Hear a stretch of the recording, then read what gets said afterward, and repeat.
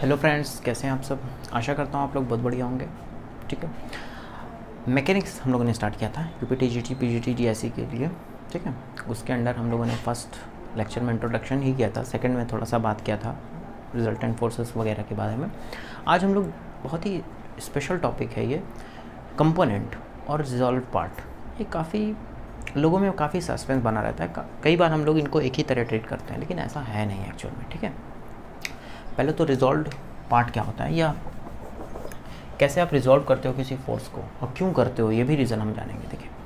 देखिए कोई फोर्स हमें गिवन होता है तो किसी सर्टेन डायरेक्शन में होता है गिवन। ठीक है, यदि हम उसका इफ़ेक्ट किसी अदर डायरेक्शन में जानना चाहते हैं तो वहीं पे हमको ज़रूरत पड़ती है उसको रिजॉल्व करने की या उसके कंपोनेंट निकालने की। ठीक है, अब बात आती है कि ये किस केस में सेम होते हैं और किस केस में डिफरेंट होते हैं। ठीक है, इस पर हम आगे जाएंगे और इन पर डिफरेंस भी आपको बताएंगे। ये एक ही नहीं होते हैं, हाँ कुछ केसेस में एक भी हो सकते हैं। ठीक है, there is a special case where both coincides but not at all. ठीक है, तो देखिए रिजॉल्व पार्ट की बात करते हैं सबसे पहले। ठीक है, कोई फोर्स है जैसे किसी पर्टिकुलर डायरेक्शन में, देखिए क्यों ज़रूरत पड़ती है पहले, हाँ उसके बारे में ही तो बात कर रहे थे हम लोग। जैसे कोई फोर्स गिवन है, ठीक है, आपको पूरे फोर्स से मतलब नहीं है। ठीक है, ये तो वैसे ही हुआ जैसे कि जैसे कोई गाड़ी है, ठीक है, कोई होलसेल में कोई चीज़ें जा रही हैं तो आपको कुछ चीज़ों की ज़रूरत है, मान लिया। ठीक है, जैसे आप कोई गाड़ी है, आपकी एक शॉप है, इस डायरेक्शन में एक शॉप है, ये कोई है लोडेड है, ठीक है, सामान है, ये यूँ डायरेक्शन में जा रहा है। आपको आपकी एक शॉप यूँ डायरेक्शन में है, एक शॉप यू डायरेक्शन में है। ठीक है, तो आपको चाहिए कुछ सामान चाहिए, ये गाड़ी जो यूँ मूव कर रही है, इधर भी चाहिए कुछ इधर भी चाहिए। ठीक है, परचेज़ करना है आपको, तो आप क्या करोगे, इससे कुछ चीज़ें इधर लेना चाहोगे, इससे कुछ चीज़ें इधर लेना चाहोगे।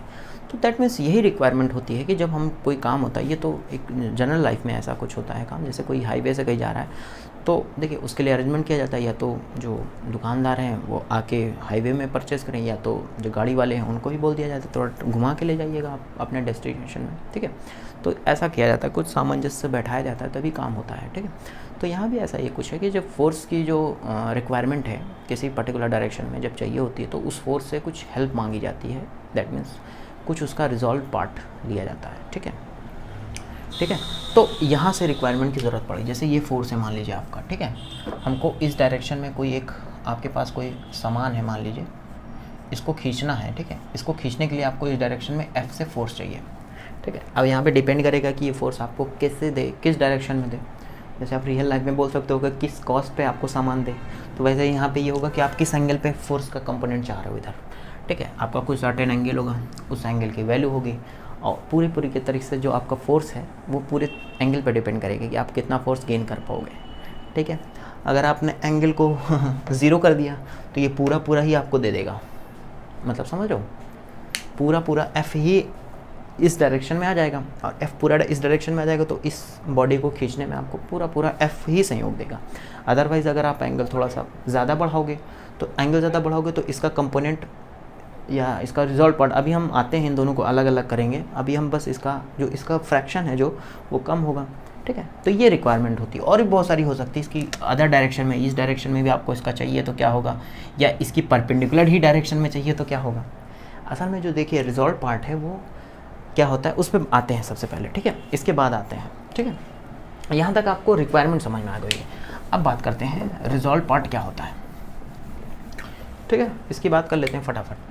जैसे देखिए आपके पास दो फोर्स दिए हुए हैं, ठीक है, ये P है, ठीक है, ठीक है, कोई दिक्कत नहीं, ये रुक जाइए, अभी पहले हम ऐसे बात करते हैं। ये R है आपके पास, ठीक है, R नहीं बोल के P F बोलिए। ठीक है, F। ठीक है, देखिए F को P का रिजॉल्व पार्ट बोलेंगे कब, देखिए इसके पीछे की कहानी समझिए। P को F का रिजॉल्व पार्ट बोलेंगे इन द डायरेक्शन OA। ठीक है, कब बोलेंगे, यदि F जो फोर्स है वो P और P की परपेंडिकुलर डायरेक्शन, ठीक है, P की परपेंडिकुलर डायरेक्शन में कोई सर्टेन दूसरा काउंटर फोर्स अगर Q है मान लीजिए, ठीक है, P की परपेंडिकुलर डायरेक्शन में कोई सर्टेन काउंटर फोर्स, ठीक है, यहाँ थोड़ा सा हम ज्योमेट्रिकली सही बना लेते हैं। ठीक है, परपेंडिकुलर डायरेक्शन में Q, ठीक है, ऐसे कर लीजिए, ज़्यादा सही रहेगा। हाँ, हम कह रहे थे P को F का रिजॉल्व पार्ट बोलेंगे कब, जब P की परपेंडिकुलर डायरेक्शन में कोई दूसरा Q होगा सच दैट ये जो F है इन दोनों का क्या हो जाए, रिजल्टेंट हो जाए। Then we call P as a resolve part of F in the direction of OA and Q is called as, similarly इसको पलट दीजिए पूरी चीज़ें, similarly Q is called resolved part of F in the direction of OB if there exists a force P in perpendicular to Q such that resultant of P and Q will be F. This is called resolved part concepts. ठीक है, आप समझ पा रहे होगे। लेकिन component यहाँ पे क्या होता है, थोड़ा सा अलग हो जाता है। ठीक है, कंपोनेंट देखिए, अगर आपने एंगल इन दोनों P और Q के बीच का एंगल 90 रखा तो कंपोनेंट कोइंसाइड कर जाएगा रिजॉल्व पार्ट से आपके। ठीक है, लेकिन अगर एंगल आपने इससे डिफरेंट किया, मैं आपको फिर से बता दूं, अगर आपने P और Q के बीच का एंगल 90 रखा तो आपका कंपोनेंट और रिजॉल्व पार्ट में कोई डिफरेंस नहीं है। लेकिन आपने जैसे ही एंगल को 90 से अदर किया, आगे पीछे किया, कम ज़्यादा किया, तो आपका कंपोनेंट का जो आइडिया होगा वो अलग होगा और रिजॉल्व पार्ट का आइडिया जो होगा वो अलग हो जाएगा। ठीक है, यही है, यही चीज़ है आपको बतानी थी। ठीक है, तो इसका मतलब ये होगा जो रेक्टेंगुलर एक्सेस वाले सिस्टम में हम लोग जो निकालते हैं, रिजॉल्विंग करते हैं ज़्यादातर किसी फोर्स का किसी डायरेक्शन में, जब अच्छा हम यहाँ पे तो चलिए एक फोर्स की बात किया, अगर हम यहाँ पे मल्टीपल की बात कर लें, अब आप कहोगे कैसे ये काम करेंगे, इसको F2 बोल दें, चलिए इसको F3 बोल दें। ठीक है, F3 बोल दें, ये मान लीजिए F4 बोल दें। ठीक है, इसको F5 बोल दें। ठीक है, अब आप यहाँ पे क्वेश्चन करोगे कि अब इसको, इस सिचुएशन को कैसे, इस सिनेरियो को कैसे सॉल्व किया जाए। ठीक है, तो यहाँ पे देखिए काम क्या होगा, अब यहाँ पे देखिए P और Q की कोई ज़रूरत नहीं है, ये तो चलिए अब यहाँ पे बहुत सारे PQ बनेंगे, P1 Q1 ऐसे करते जाएंगे हम लोग, तो ऐसा नहीं है। तो अब यहाँ पे आप काम क्या करोगे, कोई सर्टेन एंगल लोगे ना, हमने किया था रिजल्टेंट जो फर्स्ट वाले वेक्टर से एंगल बना था, तो आप करते क्या जाओगे, सबका एंगल देखते जाओगे। जैसे ये मान लीजिए θ1 बना रहा है, F2 वाला x एक्सिस से ही हम लेते हैं एंगल, ये एंगल मान लीजिए θ2 बना रहा है, 3 वाला आपका मान लीजिए θ3 बना रहा है। ठीक है, 4 वाला आपका θ4 बनाएगा। ठीक है, ये देखिए ये θ4 हो गया आपका, 5 वाला θ5 बनाएगा। और एक चीज़ ध्यान दीजिएगा, ये जो θ2 है ये असल में ये पूरा आएगा 2π माइनस θ2 आएगा, तो ये माइनस θ2 है एक्चुअल में। ठीक है, थोड़ा ध्यान दीजिएगा इस चीज़ को। या आप अगर पूरा घूम के आओगे तो चलिए घूम के आइए, आपको कोई दिक्कत नहीं है, ये लीजिए, तो ये आपका 2π माइनस θ। ठीक है, सॉरी ये θ2 ही है असल में इतना। ठीक है, थोड़ी से वो ना हो जाए। और F5 का अगर आप देखोगे तो ये θ5 हो जाएगा। चलिए ठीक है, ये θ5 हो जाएगा। अब आप बात करोगे कि हॉरिजॉन्टल वर्टिकल ये सब कंपोनेंट जो अभी बात किया था, हॉरिजॉन्टल कंपोनेंट, ठीक है, और वर्टिकल कंपोनेंट, ये देखिए आपने हॉरिजॉन्टल और वर्टिकल स्पेशली बोला ना, तो देखिए जब आप स्पेसिफिक कर दोगे हॉरिजॉन्टल या वर्टिकल तो वो एक्चुअल में रिजॉल्व पार्ट ही होगा, क्योंकि जब हॉरिजॉन्टल और वर्टिकल के बीच का एंगल कितना होता है आपको 90 डिग्री होता है। That's why horizontal vertical component अगर बोलोगे तो आपका रिजॉल्व पार्ट ही उसमें छिपा होगा।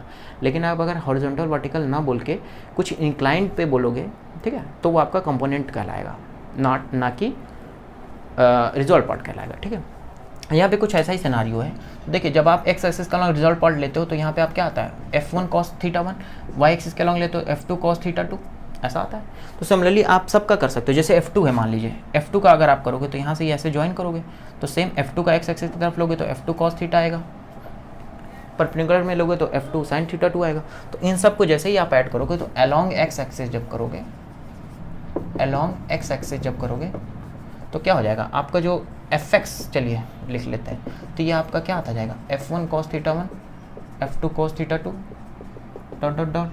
ठीक है, सिमिलरली y के अलॉन्ग लोगे तो क्या आएगा F2 cos θ2, sorry sine F1 sin θ1, F2 sin θ2, चलता जाएगा।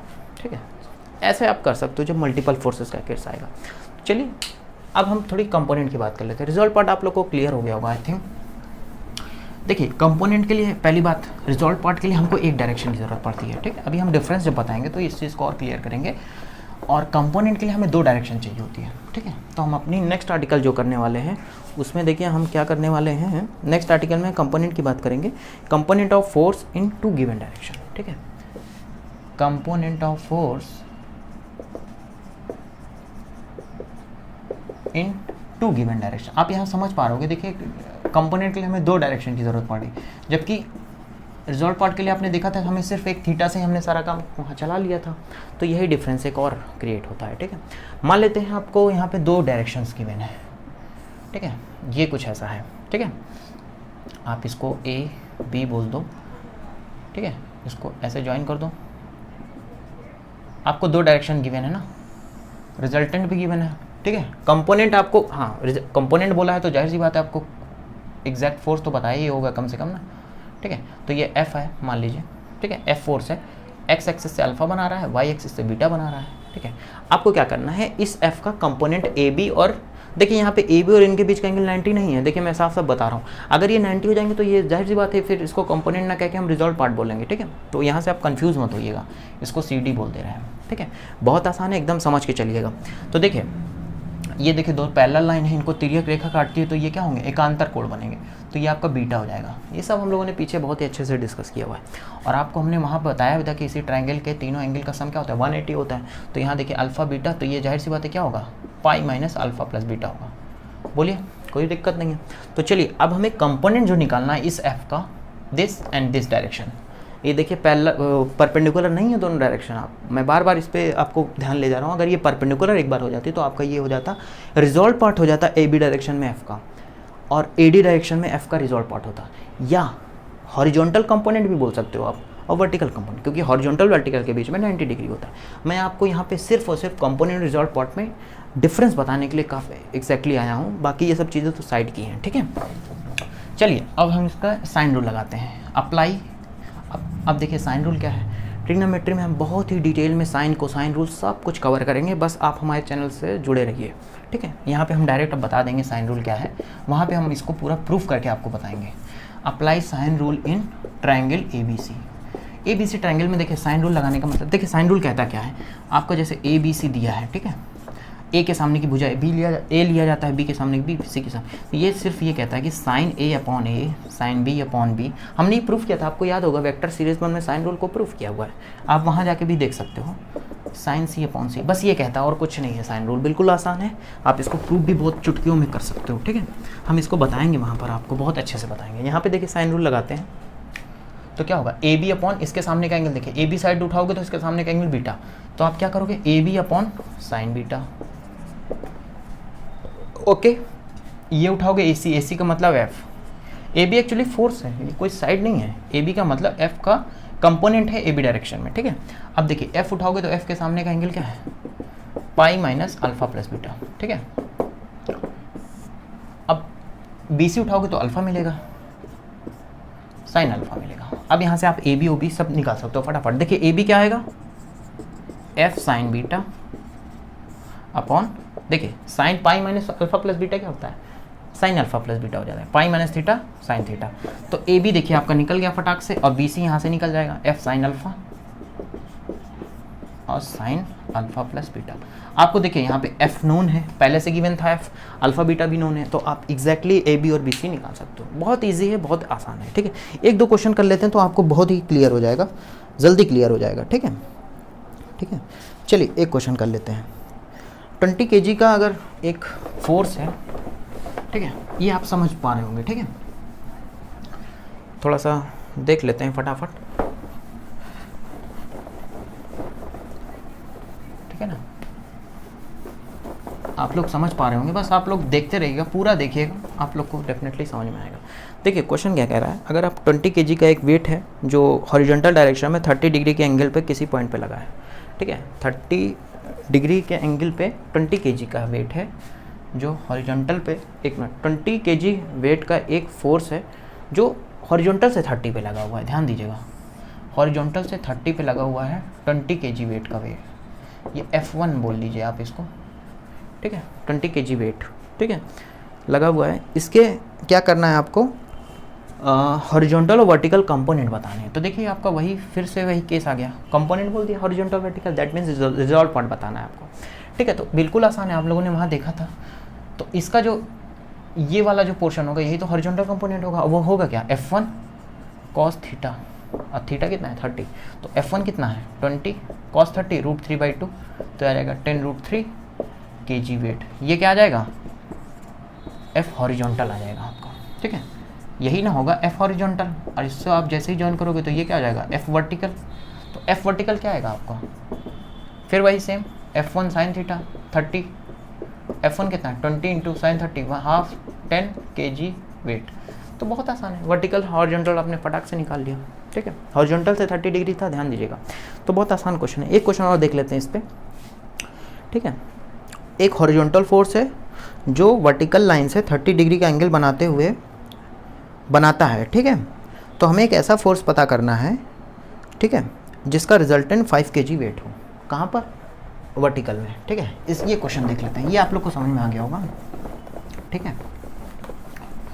इस क्वेश्चन की बात कर लेते हैं। ये कह रहा है कि एक हॉरिजॉन्टल फोर्स है और वो वर्टिकल से 30 डिग्री का एंगल बनाता है। एक हॉरिजॉन्टल फोर्स है जो वर्टिकल से 30 डिग्री का एंगल बनाता है, ठीक है। ये वर्टिकल से 30 डिग्री बनाता है, ध्यान दीजिएगा। इसको हम क्यों बोल देते हैं थोड़ी देर के लिए, ठीक है। वर्टिकल से 30 बना रहा है, ध्यान दीजिएगा। और क्या बोल रहा है, वो फोर्स बताना है जिसका जो रिजल्टेंट है वो 5 kg वेट का 5 kg है और वर्टिकल है वो। तो इनका जो रिजल्टेंट है मान लीजिए वो गिवन ही है 5 kg वेट, ठीक है। और इस Q की वैल्यू आपको क्या है दिया हुआ है। अच्छा, हमको ये Q पता ही करना है, हमको ये फाइंड आउट करना है कि एक हॉरिजॉन्टल फोर्स पता करना है, सॉरी, ठीक है, जो एक एक हॉरिजॉन्टल फोर्स है तथा एक हॉरिजॉन्टल फोर्स है, ठीक है, ये तो क्लियर है। वो क्या कर रहा है, 30 डिग्री बना रहा है वर्टिकल से, ओके, ठीक है, जिसका रिजल्टेंट 5 kg वेट है, दैट्स ओके, ठीक है। ये हमको पता हो गया है। तो देखिए यहाँ पे देखिए बिल्कुल आसान है। ये P अगर आप मान लेते हो तो यहाँ देखिए ये भी पता है और ये भी पता है। ये अल्फ़ा हो गया, ये बीटा हो गया। आप लोगों ने अभी एक आर्टिकल किया था कंपोनेंट ऑफ फोर्सेस अलोंग, जब 2 डायरेक्शन गिवन होती है, तो हम लोगों ने वहाँ पे देखा था जो हॉरिजॉन्टल वाला कंपोनेंट था AB जो आया था वो क्या आया था आपका, वो आपका हॉरिजॉन्टल वाला जो कंपोनेंट आया था वो आपका आया था वहाँ पर साइन अल्फ़ा प्लस बीटा नीचे आया था, और ये F आया था, उसको एक मिनट थोड़ा देख लेते हैं, वो आपका साइन बीटा आया था, सॉरी, ठीक है, उसको मिटा दिया है। और जो वर्टिकल वाला आया था AD वो आपका आया था F sine alpha upon sine alpha plus beta, ठीक है। तो F का मतलब यहाँ R है सिर्फ, ठीक है।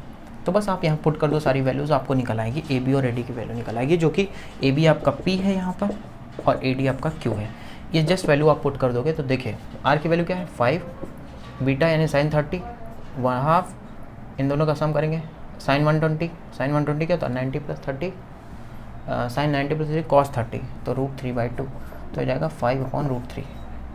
R की वैल्यू 5 है, साइन अल्फ़ा कितना है साइन 91, और इनका सम करोगे फिर वही √3/2, तो यह आ जाएगा 10/√3। तो आपको दोनों आंसर मिल गए जो भी आंसर इन्होंने पूछा है। तो आशा करता हूँ आप लोग को समझ में आया होगा। आप जुड़े रहिए, आपको और भी स्टैटिक्स के बहुत ही बेसिक कॉन्सेप्ट जो हैं सब सारे कुछ यहाँ पे क्लियर होंगे। दोस्तों के साथ शेयर कर दीजिए, ठीक है। आज के लिए इतना ही रखते हैं, नेक्स्ट वीडियो में नेक्स्ट लेक्चर से मिलते हैं, ठीक है। Thank you.